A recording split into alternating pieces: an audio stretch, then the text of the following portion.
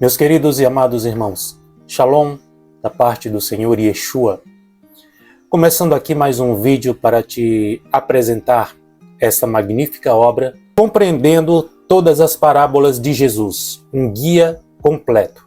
Eu vou te mostrar tudo o que você está buscando saber sobre este material de alto padrão.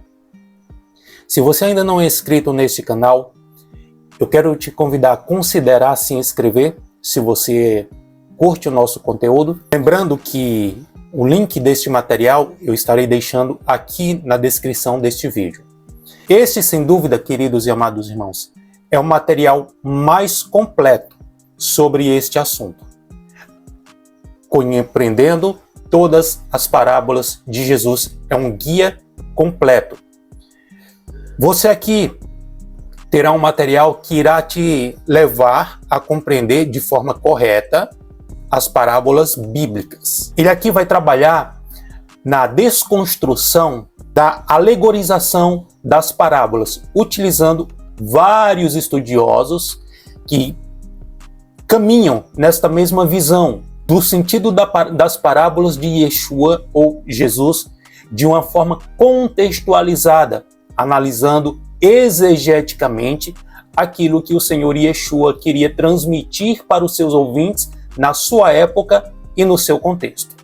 Este livro que eu tenho aqui, ele não é capa dura, ele é um livro de capa de brochura, embora tenha o livro de capa dura. Eu pedi na hora da compra o livro de capa dura, mas me mandaram essa capa brochura aqui. Eu não gosto muito, sinceramente, mas o conteúdo do livro em si é o que mais importa. A editora do livro é a editora CPAD, uma editora muito boa. Não é a das minhas editoras favoritas, mas é uma editora muito boa também.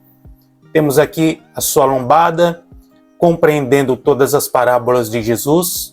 O seu autor é o Klein Snodgrass. Temos aqui uma capa muito bem trabalhada, arremetendo para os povos dos tempos de Yeshua ou Jesus. Aqui nessa quarta capa, temos uma quarta capa muito bonita também. Esse livro é simplesmente um feito impressionante. Klein Snodgrass discute acerca das parábolas de Jesus com sensibilidade teológica, com atenção cuidadosa para comparar tradições judaicas e greco-romanas em um diálogo com a montanha de literatura secundária. Eruditos e estudantes igualmente apreciarão sua admirável clareza e inúmeras sugestões recentes. Esse extenso livro não tem rival. Será o livro sobre parábolas durante as próximas décadas ou mais. Graham Staton, University of Cambridge. Convicto de que as parábolas são a avenida mais certa para ter acesso aos ensinamentos de Jesus, Klein Snodgrass analisa todas elas com habilidade, cuidado e imaginação. Como professor experiente e erudito, ele delineia passo para o intérprete seguir, fornece material sobre o contexto histórico e cultural e combina as parábolas teologicamente. Ninguém situou as parábolas tão clara e vigorosamente na tradição profética de Israel, fornecendo uma nova abordagem à sua vitalidade. Arland John Ultgren, Luther Seminary. Então, aqui nós temos alguns relatos sobre esta obra de estudiosos importantes que tiveram acesso a este material. Ele é um calhamaço de informações que conta com 1.185 páginas. É muita coisa. São muitas informações. Olha a espessura disso aqui. O livro realmente é muito grosso. São muitas informações. Eu já dei uma conferida nele. Já fiz uma busca por algumas parábolas e, de fato, é um material precioso. Posso lhe dizer com toda a precisão, você não encontrará um material tão vasto sobre o assunto como este aqui. Aqui de cara nós temos esta folha de rosto. Prefácio do autor.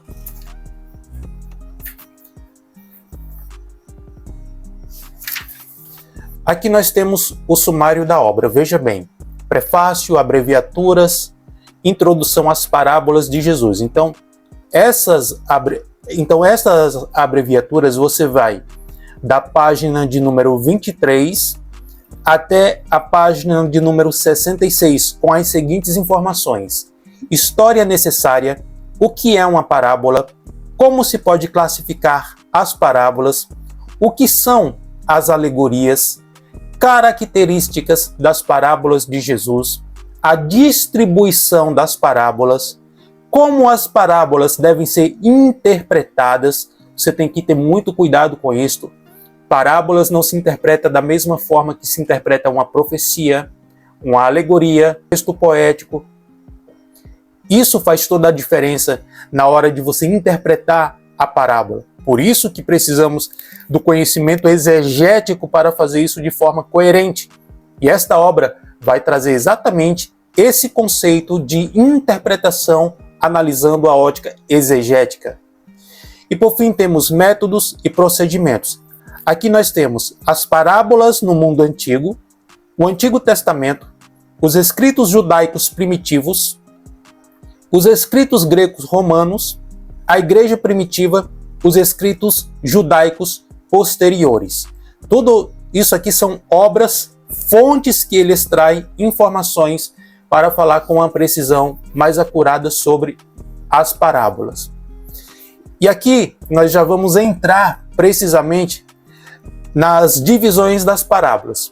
Veja só, aqui nós temos graça e responsabilidade, o credor incompassível e os dois devedores, parábola centrada no tema da perda.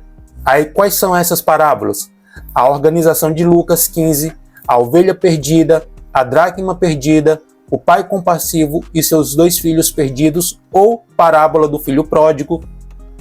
Aqui, a parábola do semeador e o objetivo das parábolas, as parábolas do reino em Mateus 13, Marcos 4 e Lucas 13, a parábola da semente, o joio e o trigo, o grão de mostarda, o fermento, o tesouro escondido, a pérola, parábola específica sobre Israel, a figueira estéril, os dois filhos, os lavradores maus. Aí temos aqui, o Evangelho de Tomé, referência a esse evangelho, as bodas e a grande ceia, parábola sobre discipulado, os dois alicerces, o bom samaritano, os trabalhadores da vinha, o construtor de uma torre e o rei rumo à guerra, parábolas sobre dinheiro, o rico e insensato, o mordomo infiel, o rico e Lázaro, parábolas acerca de Deus e da oração, o amigo importuno, o juiz iníquo, o fariseu e o publicano, parábola acerca da escatologia futura, a rede, o discurso escatológico, o servo fiel e o servo mau, as 10 virgens, os talentos e as minas, as ovelhas e os bodes, epílogo e apêndice. Aqui temos ocorrência de parabole no Novo Testamento, ocorrência do verbo massalo no Antigo Testamento, ocorrência do substantivo massalo no Antigo Testamento, ocorrências de parabole na Septuaginta, ocorrência de parabole nos Pais Apostólicos, classificação das parábolas, notas, bibliografias. Aqui temos abreviaturas. Irmão, é muita coisa. Eu vou mostrar rapidamente algumas marcações que eu fiz aqui para que, por fim, uma parábola para vocês.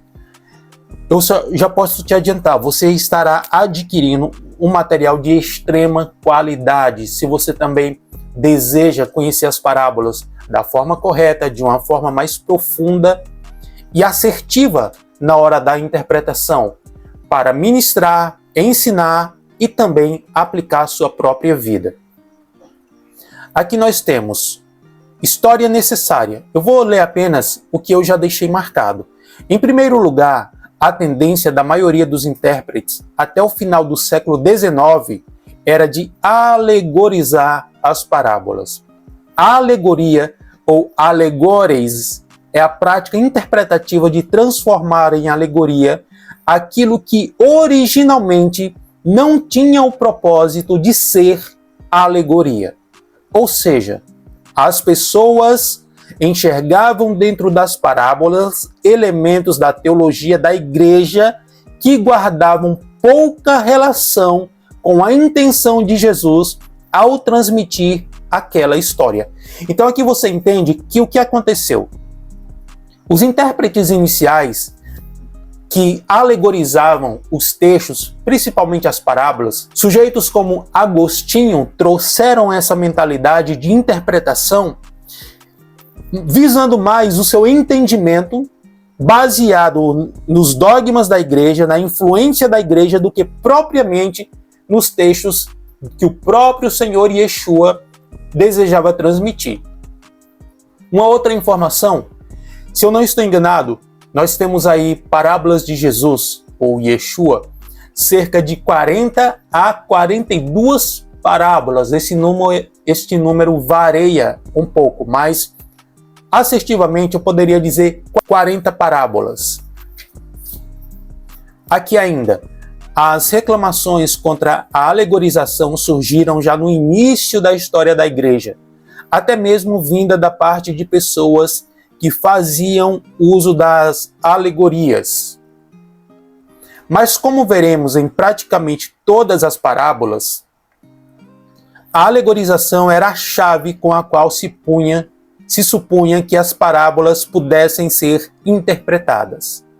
Ademais, a alegorização não é uma forma legítima de interpretação, pois ela obscurece a mensagem de Jesus e a substitui com os ensinamentos da igreja ou de alguma teologia. Aqui você já pode identificar a seriedade desse material. Ele vai totalmente de encontro à forma de interpretação dos pais da igreja acerca das parábolas, tentando alegorizar de forma explícita aquilo que está muito claro nas parábolas de Yeshua. Ou seja, o homem, os intérpretes ali do final do século XIX tentaram dar uma visão pessoal como se fosse o entendimento correto daquelas parábolas. E esta obra vai te mostrar qual era de fato a intenção do Senhor Yeshua em falar tal coisa. Em vez delas, as histórias de Jesus eram meras comparações que eram autoevidentes e não precisavam ser interpretadas. Portanto, as interpretações alegóricas ou da igreja foram totalmente rejeitadas. Outra coisa que eu preciso te falar. Se você está em busca dessa obra, mas está iniciando na fé, nos estudos bíblicos, eu não recomendo esta obra para você. Por quê? Porque ela é uma obra muito acadêmica. Ela traz conceitos bastante profundos que um leigo, um iniciante, não vai compreender acerca daquilo que o autor está querendo expressar. Eu vou dar aqui para você um exemplo muito claro, pegando a parábola, deixa eu ver aqui. Vamos lá na parábola centrada no tema de perda. A ovelha perdida, que é uma parábola bem conhecida. Página de número 149. Vamos lá. Você vai compreender o que é que eu quero dizer por ser um livro bastante acadêmico e não recomendado para pessoas que estão iniciando no estudo. Então, todas as parábolas, elas terão esta mesma perspectiva aqui. Veja, parábola centrada no tema da perda. Essa é a organização de todas as parábolas. Ele traz o tema central e divide as parábolas dentro desse tema. As parábolas da ovelha perdida, da dracma perdida e do filho pródigo em Lucas 15 abordam o tema da perda e da recuperação. Elas refletem o uso que Jesus fazia de um tema específico para falar da presença do reino e da compaixão de Deus. Elas deveriam ser vistas primeiramente em relação às parábolas sobre graça e responsabilidade em função do que revelam acerca de Deus. Também deveriam ser comparadas com as parábolas que tratam do reino presente. A organização de Lucas 15. Lucas claramente organizou o capítulo 15 para fins retóricos e o conhecimento de como este capítulo funciona nos ajuda na interpretação das parábolas, de forma individual. A cadência dessa porção do livro é facilmente discernível. Veja, uma descrição editorial da razão para as parábolas em função da murmuração dos fariseus e dos escribas diante da recepção e da refeição que Jesus partilhou com pecadores, apesar de, no verso 3, a palavra parábola se mostra no singular. A parábola da ovelha perdida, a parábola da dracma perdida, a parábola do filho pródigo. Verso 4, 7, ovelha perdida, 8, 10, dracma perdida, 11, 32, filho pródigo.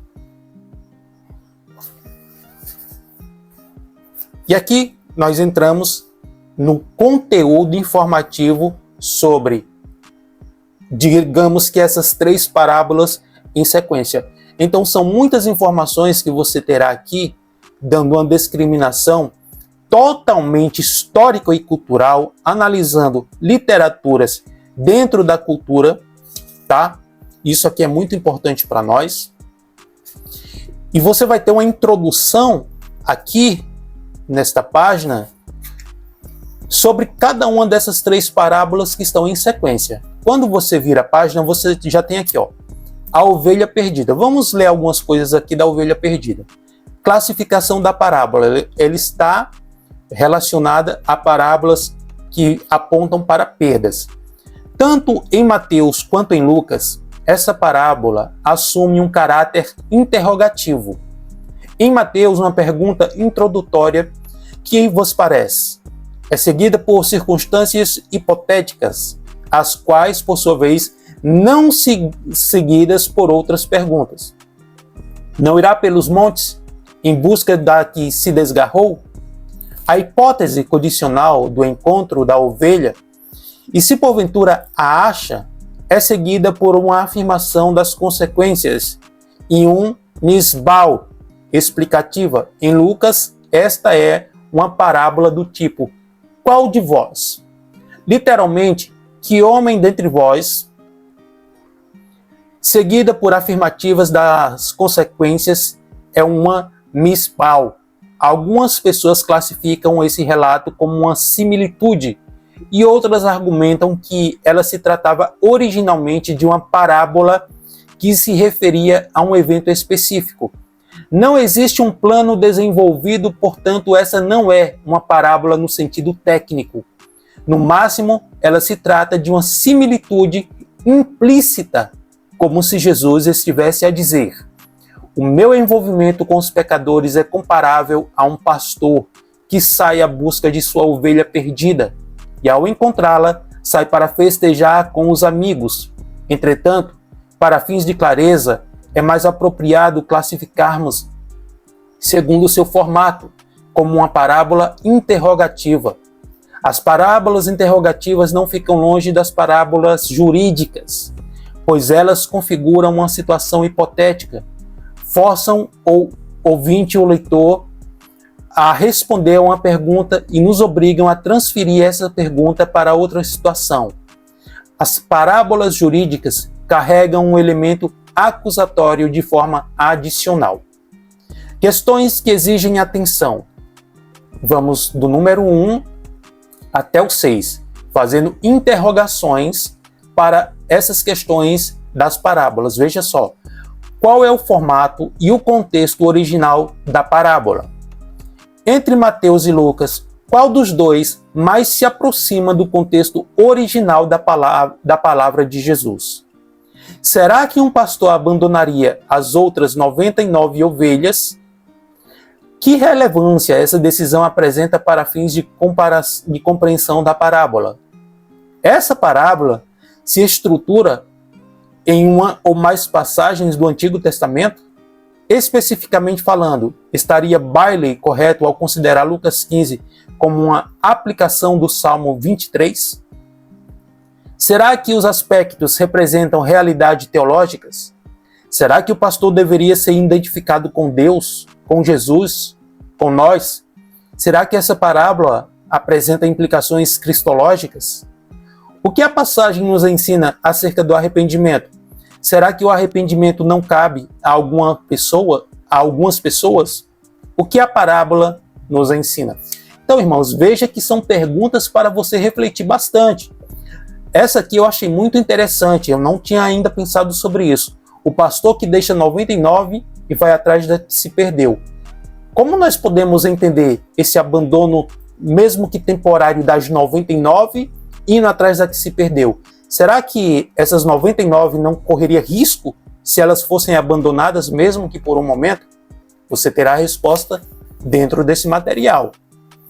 Olha só, material útil de fontes primárias. Aqui ele já vai trabalhar de que forma?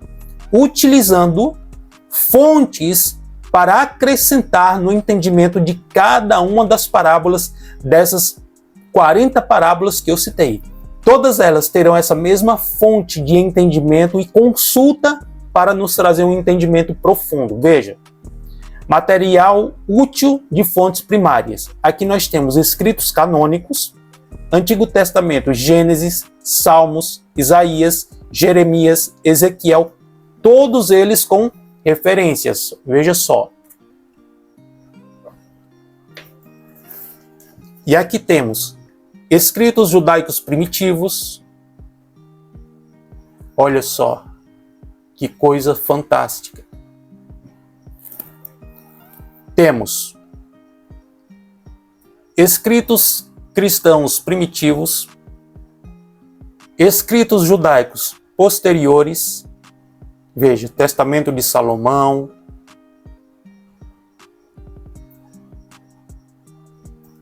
todas essas são informações para te trazer uma compreensão correta de cada parábola. É ou não é um material fantástico? Você estuda a Bíblia? Ama a palavra do Eterno? Você precisa desse material na sua biblioteca. Não pode faltar. Para que você tenha uma compreensão muito profunda de cada uma das parábolas, compreendendo aquilo que o próprio Yeshua quis dizer. Comparação dos relatos, olha. E aqui ele vai utilizar a comparação de cada evangelho que aparece as parábolas. No caso aqui, Mateus e Lucas. E aqui nós teremos, ó, em Mateus, em Lucas. Veja que é muito profundo você estudar dessa forma, meu irmão. Vê? Então, são materiais para quem deseja conhecer muito profundamente as Escrituras. Eu estou aqui ainda na parábola da ovelha perdida, para você ter uma ideia. Olha a quantidade de informações. Ainda não saímos delas. Informações culturais, explicação da parábola, a resolução das questões. Aqui vamos resolver questões de dificuldades. Ainda tudo isso aqui sobre a parábola. A adaptação da parábola. É muita coisa. Leituras complementares. Aí aqui encerra. Mas olha só a quantidade de páginas só sobre esse tema da parábola da ovelha perdida. Vamos lá. Olha a quantidade de páginas, irmão. Isso tudo aqui, ó. É muita coisa que você vai ter sobre isso. E aí aqui já vem a dracma perdida, vai seguir o mesmo percurso daquilo que eu já mostrei para você até aqui. Bom, querido irmão, é isso. Se você deseja adquirir um material de excelência, aqui está. Compreendendo todas as parábolas de Jesus, guia completo. A editora CPAD, o autor Klein Snodgrass. Eu recomendo que você possa comprar o de capa dura se você gosta, porque olha só a diferença. Ó. Você solta, a capa sobe. Capa dura não acontece isso aqui. Eu prefiro. Isso é um gosto pessoal. Lembrando que o link para a aquisição dessa obra estará aqui na descrição do vídeo. Vamos ficando por aqui. Não esquece de se inscrever se ainda não for inscrito e compartilhar